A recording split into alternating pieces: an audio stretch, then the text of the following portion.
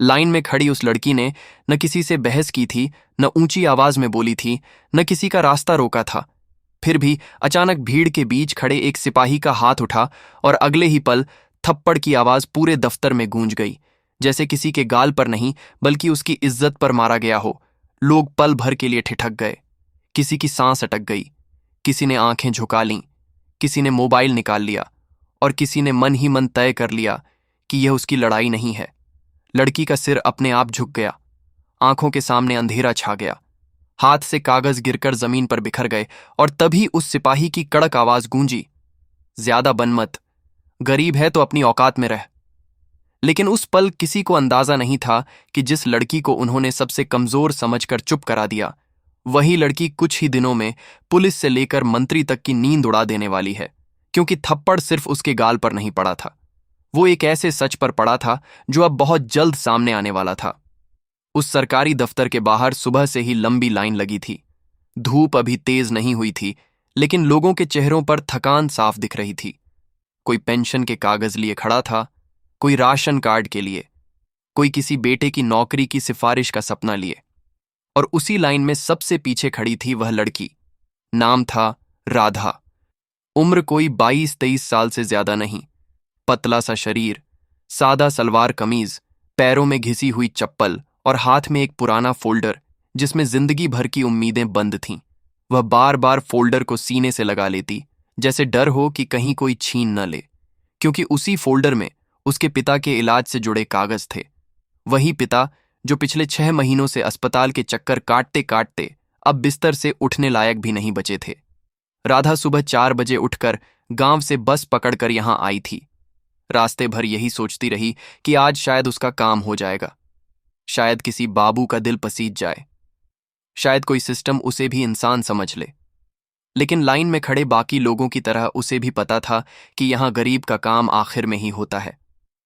फिर भी वह चुपचाप खड़ी रही, सिर झुकाए सामने लगे बोर्ड को घूरती रही, जिस पर बड़े बड़े अक्षरों में लिखा था, सभी नागरिक समान हैं। और उस लाइन में खड़े खड़े उसे यह पंक्ति किसी मजाक जैसी लगने लगी थी। जैसे जैसे समय बीतता गया, लाइन धीरे धीरे आगे बढ़ती रही, लेकिन हर कुछ मिनट में कोई न कोई बहाना बनाकर किसी सिफारिश वाले को अंदर भेज दिया जाता, कोई नेता का आदमी, कोई अफसर का रिश्तेदार। और हर बार लाइन में खड़े लोग बस गहरी सांस लेकर चुप हो जाते।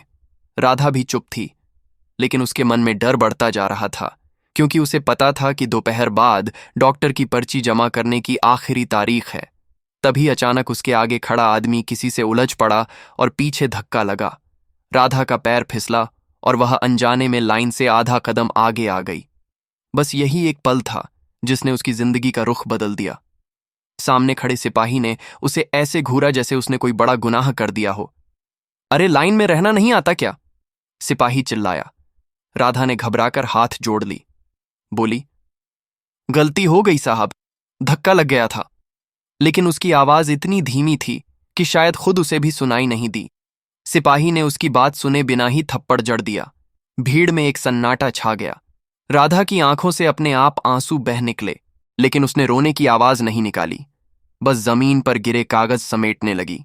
और उसी पल पहली बार उसे यह एहसास हुआ कि यहां उसकी इज्जत, उसका दर्द, उसकी मजबूरी किसी की नजर में कुछ भी नहीं है। और यह सिर्फ एक थप्पड़ नहीं था, यह सिस्टम की तरफ से दिया गया एक साफ संदेश था कि गरीब अगर चुप न रहे तो उसे इसी तरह कुचल दिया जाएगा। राधा ने जमीन से अपने बिखरे हुए कागज उठाए तो उसकी उंगलियां कांप रही थीं। आंखों के सामने सब धुंधला था, लेकिन वह रो नहीं रही थी, क्योंकि उसने बहुत पहले सीख लिया था कि यहां रोने से कुछ नहीं मिलता। लोग बस तमाशा देखते हैं और फिर आगे बढ़ जाते हैं। आसपास खड़े लोग कुछ पल उसे देखते रहे। किसी की आंखों में अफसोस था, किसी में डर, लेकिन कोई भी आगे नहीं आया। न किसी ने सिपाही से सवाल किया, न किसी ने राधा को सहारा दिया। एक अधेड़ उम्र की औरत ने बस धीरे से उसका फोल्डर थमा दिया और नजरें फेर लीं, जैसे ज्यादा देर देखने से मुसीबत उस तक भी पहुंच सकती है। सिपाही ने गुस्से में लाइन को फिर से सीधा किया और ऊंची आवाज में बोला, सब लोग ढंग से खड़े रहो, नहीं तो अंजाम बुरा होगा। उसके शब्द हवा में ऐसे तैर रहे थे जैसे यह दफ्तर नहीं कोई जेल हो। राधा फिर से लाइन के आखिर में जाकर खड़ी हो गई। गाल जल रहा था, दिल भारी था, लेकिन उसके भीतर कहीं बहुत गहरी चुप्पी भरती जा रही थी। वह बार बार अपने पिता का चेहरा याद कर रही थी। अस्पताल के उस कमरे की बदबू, मशीनों की आवाज, पिता की सूखी आंखें जो हर बार उसे देखकर शर्म से झुक जाती थीं कि उनकी बीमारी की वजह से बेटी को यूं दर दर भटकना पड़ रहा है। उसे याद आया कि पिता ने जाते वक्त बस इतना कहा था, बेटी, किसी से लड़ना मत, चुप रहकर काम निकलवा लेना। और आज वह वहीं कर रही थी, थप्पड़ खाने के बाद भी चुप, क्योंकि उसके पास लड़ने की ताकत नहीं थी। कम से कम उसे ऐसा ही लगता था। लेकिन उस थप्पड़ के बाद कुछ बदल चुका था। लाइन में खड़े खड़े उसे एहसास हुआ कि अब यह सिर्फ उसके पिता के इलाज का मामला नहीं रहा, अब यह उसकी आत्मा पर लगा। वह घाव था जो हर सांस के साथ उसे जला रहा था। जब उसका नंबर आया तो बाबू ने बिना ऊपर देखे कागज लिए, उलट पलट कर देखा और सपाट आवाज में बोला, फाइल अधूरी है, कल आना। राधा ने हिम्मत जुटाकर कहा, साहब, आज आखिरी तारीख है, कल अस्पताल वाले कागज नहीं लेंगे। बाबू ने पहली बार सिर उठाकर उसे देखा। उसकी लाल आंखें, सूजा हुआ गाल, और फिर ठंडेपन से बोला, तो क्या करूं, नियम है। उस एक वाक्य में पूरा सिस्टम बोल रहा था। राधा ने कुछ नहीं कहा, बस कागज समेटे और बाहर निकल आई। दफ्तर के बाहर धूप अब तेज हो चुकी थी। लोग अपने अपने काम में लगे थे, जैसे अंदर कुछ हुआ ही ना हो। राधा सड़क किनारे खड़ी बस का इंतजार करती रही, और उसी इंतजार में उसने पहली बार महसूस किया कि उसके भीतर कोई सवाल जन्म ले चुका है। ऐसा सवाल जो अब दबने वाला नहीं था। वह सोच रही थी कि अगर आज वह चुप रही तो कल किसी और लड़की के साथ यही होगा, किसी और गरीब के साथ यही होगा। लेकिन यह सोच उसके लिए डरावनी भी थी, क्योंकि उसने कभी सिस्टम से सवाल करना नहीं सीखा था। गांव में उसने हमेशा सुना था कि पुलिस, अफसर, नेता, इनसे दूर रहो, ये ऊपर के लोग हैं, इनके सामने सिर झुकाकर रहो। लेकिन आज उसी ऊपर से आए थप्पड़ ने उसकी सारी सीख को हिला दिया था। बस में बैठते वक्त भी लोग उसे घूर रहे थे, कुछ उसकी हालत देखकर, कुछ उसकी गरीबी देखकर, और वह खिड़की से बाहर देखते हुए अपने आंसुओं को रोकती रही। गांव पहुंचकर जब उसने पिता को देखा तो उसकी आंखें अपने आप भर आईं। पिता ने कुछ नहीं पूछा, बस उसके चेहरे को देखते ही सब समझ गए। उन्होंने कांपते हाथ से उसके सिर पर हाथ रखा और बोले, बेटी, बहुत बड़ा बोझ उठा रही हो तुम। उस पल राधा को लगा कि शायद यही उसकी आखिरी सीमा थी। लेकिन उसी रात जब वह चारपाई पर लेटी हुई छत को घूर रही थी, थप्पड़ की आवाज बार बार उसके कानों में गूंज रही थी, और उसी गूंज के बीच उसके मन में पहली बार यह विचार आया कि क्या वाकई गरीब होना कोई गुनाह है, और अगर नहीं तो इस गुनाह की सजा उसे क्यों मिली।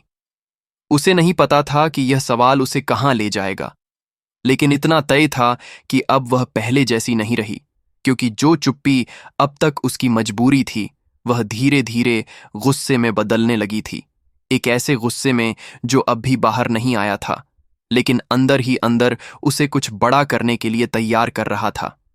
अगले कुछ दिन राधा के लिए किसी धुंधले सपने जैसे बीते। पिता की तबीयत और बिगड़ती जा रही थी।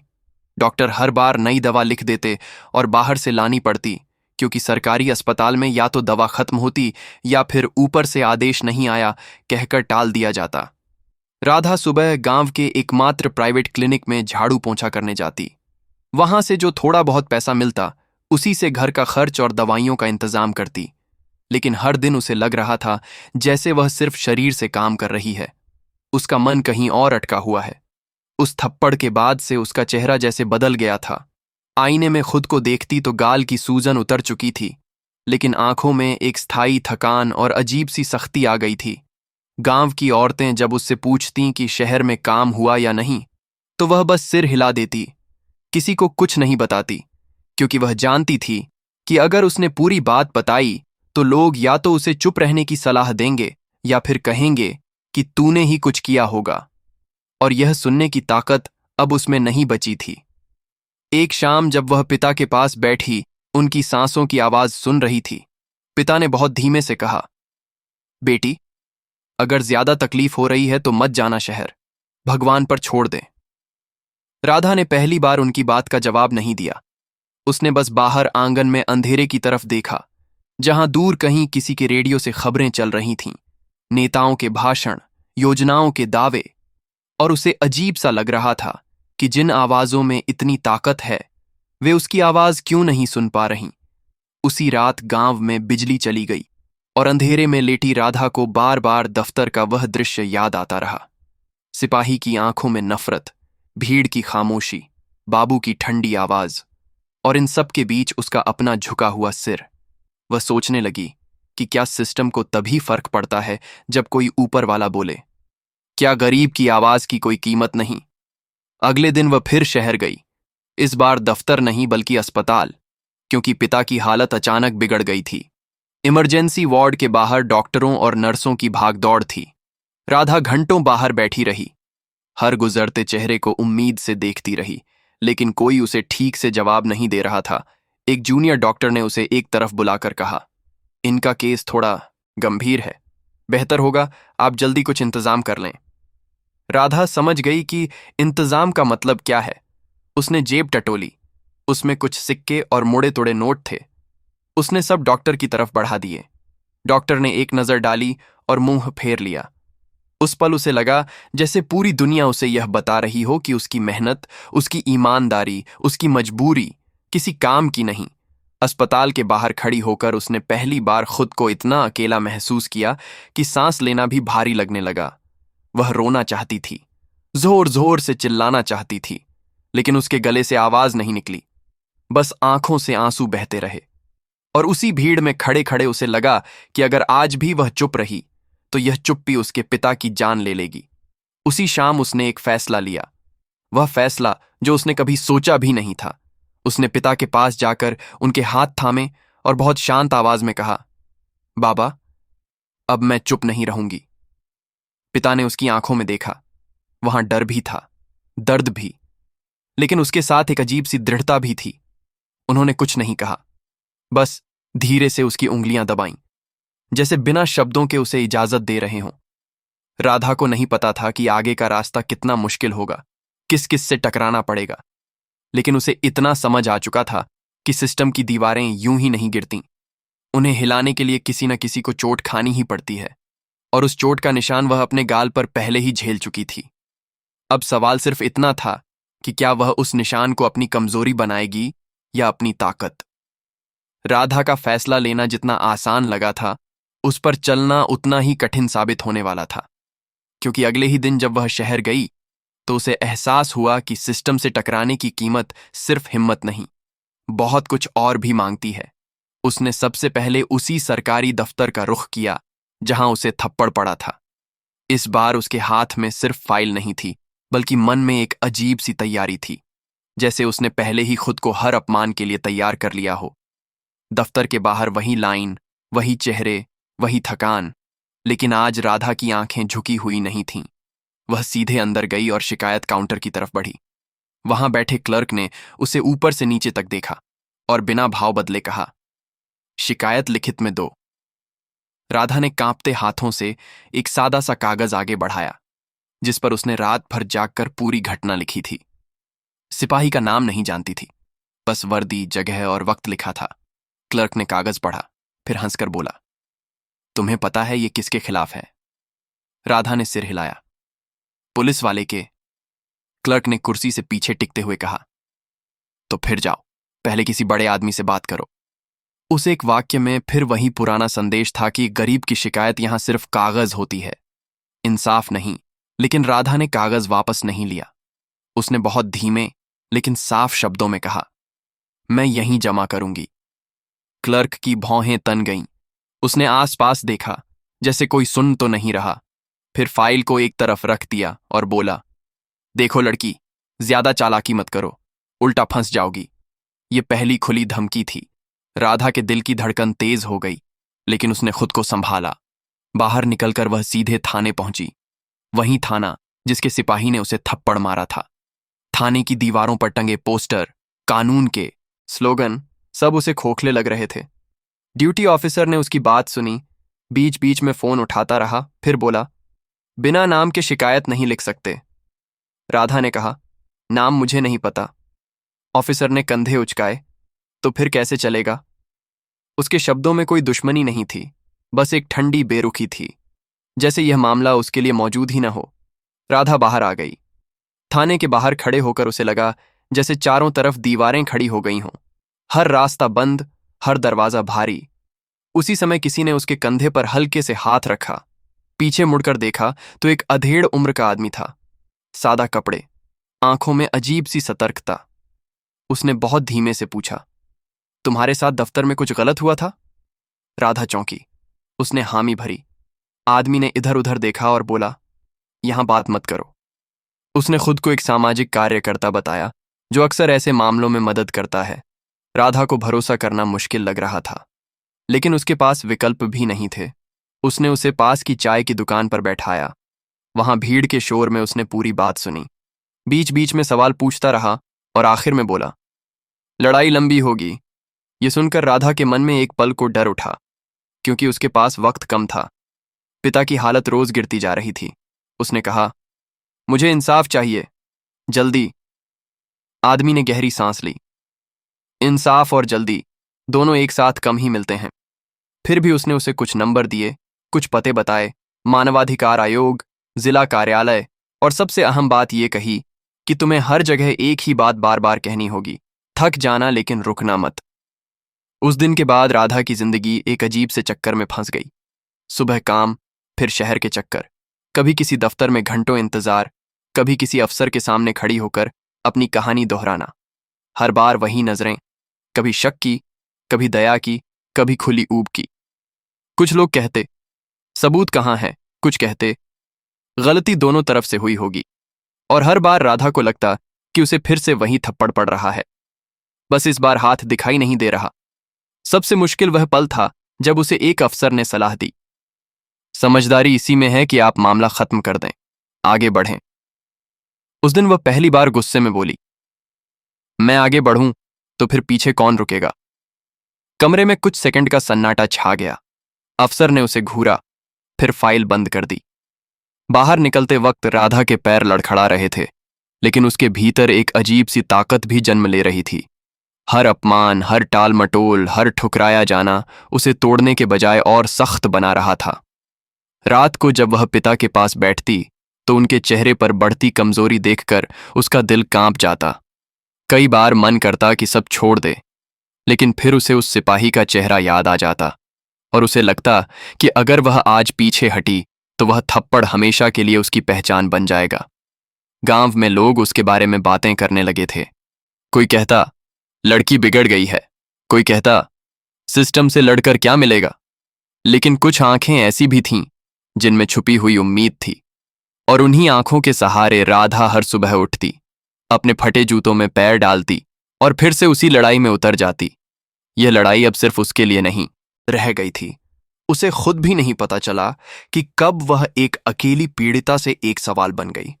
ऐसा सवाल जिसे सिस्टम जितना दबाने की कोशिश करता, वह उतना ही उभर कर सामने आने लगा। जैसे जैसे राधा की शिकायतें अलग अलग दफ्तरों में घूमने लगीं, वैसे वैसे सिस्टम की एक और परत उसके सामने खुलने लगी।